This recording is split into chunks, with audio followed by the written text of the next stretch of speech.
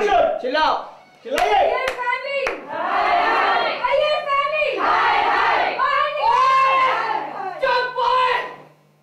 किसी ने अगर कदम आगे बढ़ाया तो चीर के रख दूंगी मैं सबको। समझे तुम लोग?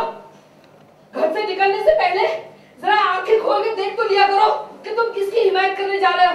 और जिस घर पर तुम लोग धावा बोलने आए हो ना, और वो तो इतने सीधे साधे लोग हैं कि दूसरों को पसूड़ी से निकालने के लिए खुद आप पसूड़ी में पड़ जाते हैं। और वो कुड़ी, उसने तो कभी एक मक्खी नहीं मारी, वो किसी के खिलाफ ऐसी शादी चाले कैसी चल सकती है? बकवास करते हो तुम लोग। शगुन को इंसाफ दो। जबान खींच लो खुदी से, अब एक लफ्ज भी निकाला किसी ने तो। तुम लोग ये देखना चाहते हो ना कि कौन सही है और कौन गलत? तो देखो, इस बच्ची की तरफ देखो। ये 6 साल की बच्ची है और ये औरत इसकी माँ है। बातें इसने आज तक अपनी बच्ची के लिए कुछ नहीं किया।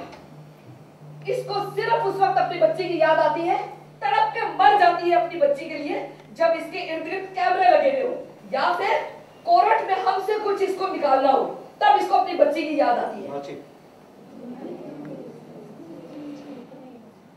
ओए, जरा इससे पूछो, इस महान औरत से पूछो कि उस वक्त ये कितने मर गई थी जब अपनी 6 महीने की मासूम बच्ची को रोता हुआ छोड़कर चली गई थी। ये अपने पति को छोड़ के एक गैर मर्द के साथ जाके रह रही थी।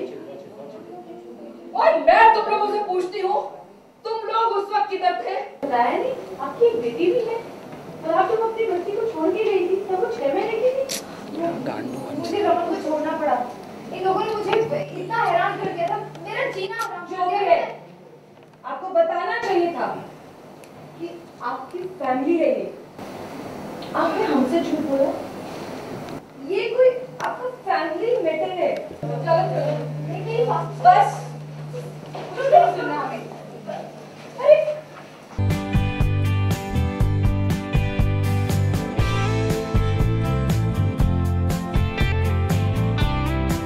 आज का ये है कि जैसे लास्ट एपिसोड्स में आपने देखा कि मिहिका का रेप हो जाता है।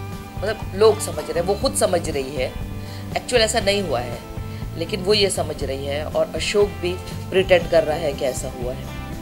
तो जाहिर है कि हम सबकी नज़र में वो बहुत मजलूम है, इनोसेंट है। लेकिन शगुन ये समझती है कि नहीं, ये मिहिका की चाल थी और उसने एक तरफ तो मेरी शादी तोड़वानी चाहिए और दूसरी तरफ मेरी हनीमून स्वीट में उसने इस तरह से उसके साथ टाइम स्पेंड किया तो और भी गंद मचाया और वो अशोक के साथ शादी करना चाहती है या फ्रेंडशिप करना चाहती है।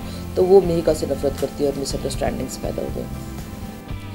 मुझे इसलिए इरिटेशन है कि एक तरफ तो मिहिका बदनाम हुई और रेप हो गई और फिर इशिता पर भी बात आ रही है कि ये इशिता की भी मिली भगत थी, तो मेरी बहू पे आ रहा है, तो मैं तो बिल्कुल बर्दाश्त नहीं करती। और फिर सोने पर सुहागा ये कि शगुन नारी मुक्ति के मोर्चे लेकर आ गई कि जी मेरे खिलाफ नाइंसाफ़ी हुई है। तो इशिता को, मिहिका को, मिसेस अय्यर को प्रोटेक्ट करने के लिए मैं फिर आवाज़ बुलंद करती हूँ और खड़ी रहती हूँ कि अगर किसी ने एक लफ्ज़ भी बोला तो ज़बान खींच लूँगी, कदम भी बढ़ाया तो चीर के रख दूँगी। मैंने बताया ना कि मिहिका के साथ पूरी हमदर्दी है मुझे।